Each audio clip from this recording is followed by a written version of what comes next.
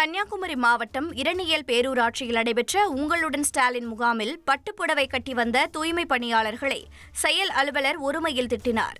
அந்த முகாமிற்கு தூய்மை பணியாளர்களை சீருடை அணிந்து வருமாறு அவர் அறிவுறுத்தியும் தூய்மை பணியாளர்கள் பட்டுப்புடவை உடுத்தி அதன் மேல் தூய்மை பணியாளர்களுக்கான மேலாடையை அணிந்து முகாமில் கலந்து கொண்டனர்.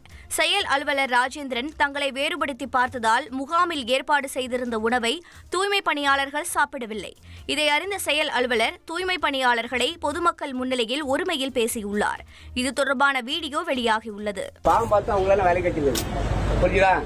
ஒரு வீட்டில் ஒரு குடும்பம் நடக்க மாட்டேன் ரொம்ப திமிரு காணிச்சிருக்கீங்க.